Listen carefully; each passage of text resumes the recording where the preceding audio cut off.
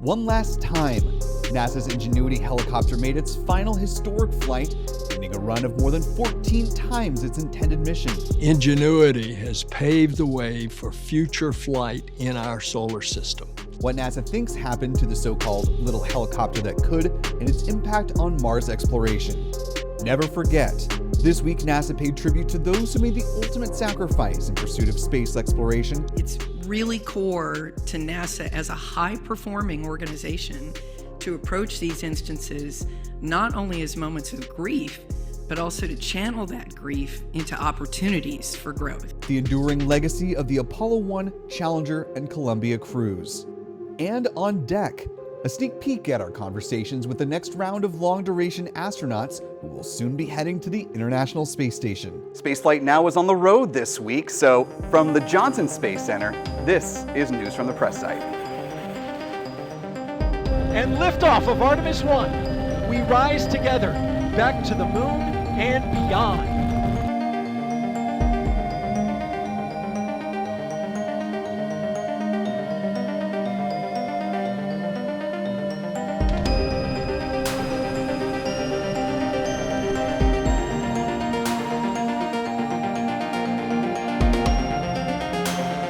Copies. On board the International Space Station. And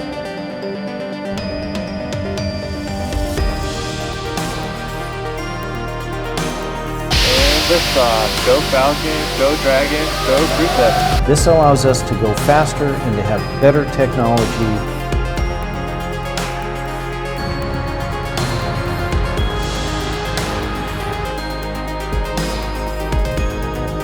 When we start putting humans on that vehicle, the excitement is even going to amp up even more. Thanks for taking the time to answer our questions.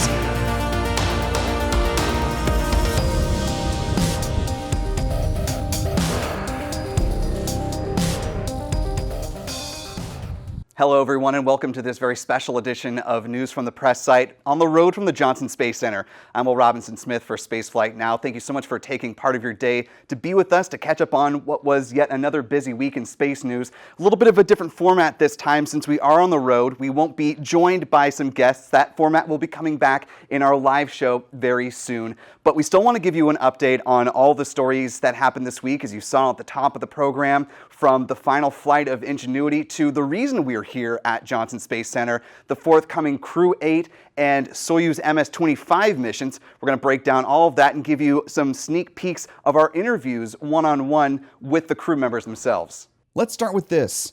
After 72 flights on Mars, the Ingenuity helicopter is officially retired from flying. The robotic partner to the Perseverance rover was originally designed as a technology demonstration with 5 planned flights. And liftoff. As the countdown to Mars continues, the perseverance of humanity launching the next generation of robotic explorers to the Red Planet. The pair launched on board a United Launch Alliance Atlas V rocket on July 30th, 2020. The rover then landed on February 18th, 2021. Ingenuity's 72nd and final flight was back on January 18th. Teams were planning a short vertical flight following an emergency landing that occurred during its previous flight. When it was about 3 feet or 1 meter above the surface, though, Ingenuity lost contact with Perseverance. And that's important because the rover is the communications relay back to Earth. As it was coming down for landing, at least one of its carbon fiber rotor blades was damaged. We're investigating the possibility that the blade struck the ground. This is what the blade looks like. It's a special fiber with a special contour. That little helicopter could fly in a 1% atmosphere. Images released by NASA's Jet Propulsion Lab show the damaged blade that Administrator Bill Nelson described. During a call Thursday evening with reporters, JPL Director Lori Leshin said, even though this is the end of Ingenuity's journey, it's just the beginning for powered flight on other celestial bodies. These missions lay the foundation for a bright future, and it's so critically important that we continue to look for places, look for opportunities to fly these things, to get that flight experience, to prove out these capabilities. This week also saw several solemn gatherings around the country as NASA marked its annual Day of Remembrance. The formal day is held on the last Thursday of each January. It marks the collective anniversaries of the Apollo 1 fire, as well as the Challenger and Columbia disasters.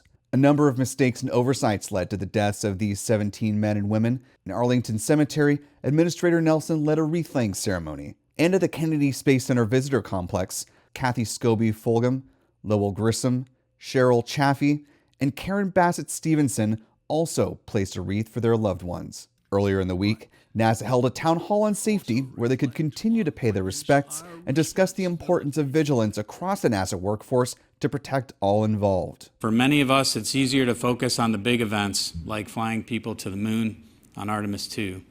I challenge you to really think smaller. Consider the little actions that could have big repercussions. If corrected in the near term, they will prevent more dire consequences down the line. And this applies to you, not just as a NASA employee, but you as a person, as a human being. Pivoting now to This Week in Launches, looking at launch dates based on Universal Coordinated Time, or UTC, Iran had the 15th orbital launch of the year. It launched a Suraya satellite on its 3-stage IRGC KM-100 rocket on January 20th. That was followed a few days later on January 23rd by the launch of CAS Space's Kinetica 1 rocket. It sent up 5 more Taijing remote sensing satellites to low Earth orbit. And finally, SpaceX launched the Falcon 9 rocket from Vandenberg Space Force Base on January 24th. After 4 delays, the Starlink 7-11 mission finally launched from Space Launch Complex 4 East, adding 22 more Starlink satellites to the growing constellation. Fairing separation confirmed.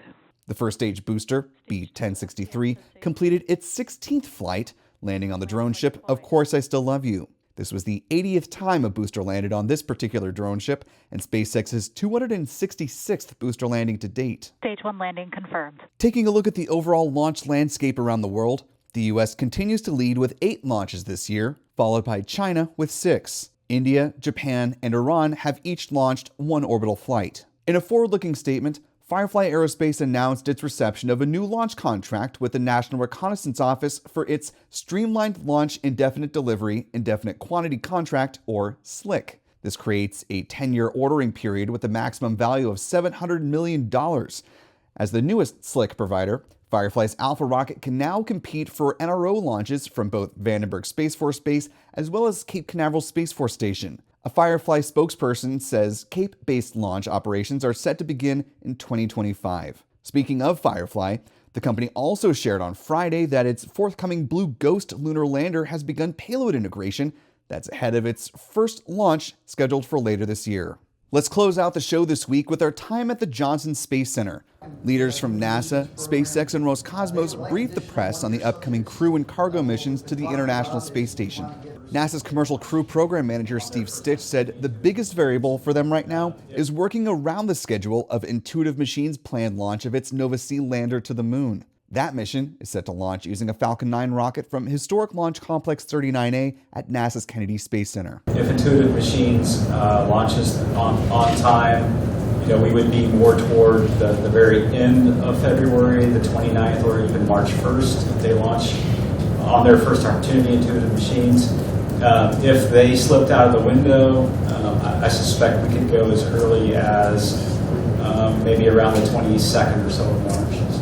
And Joel and I will kind of formalize this next week at our joint program control boards, and we'll get that out. But that's kind of the time frame we're thinking right now, that range of somewhere around the 22nd through the end of February, maybe 1st of March. The Crew 8 mission is the next group of astronauts set to launch to the International Space Station. The mission will be led by NASA astronaut Matthew Dominic.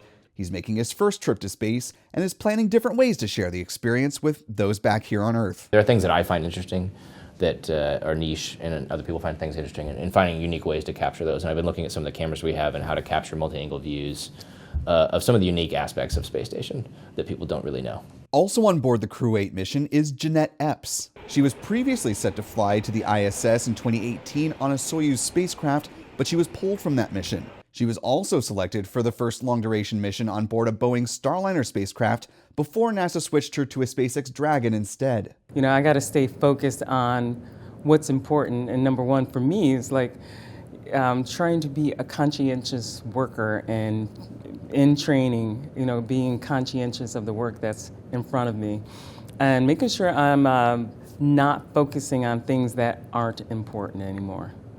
What happened in the past is in the past, and it's going to stay there. I don't want to bring it forward because we have so much good stuff happening now.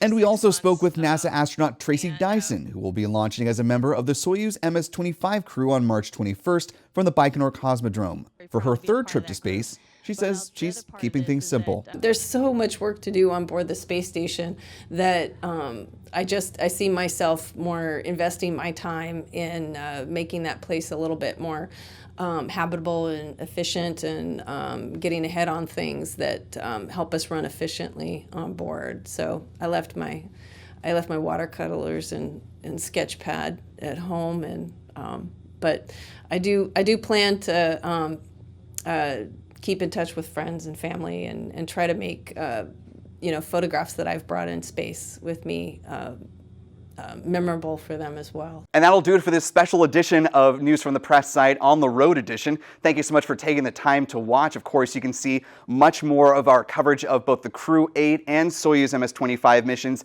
as we get closer to those launch dates. And be sure to check back here on the channel for those videos, those one-on-one interviews with the crew members themselves. They'll be up in their much more robust form as we get closer to the launch. So again, thank you to all of our wonderful channel members and everyone who's joining us on this journey as we are continuing on with a very busy 2024. Lots more to come. I'm Will Robinson Smith for Spaceflight Now. We'll see you next time at Astra.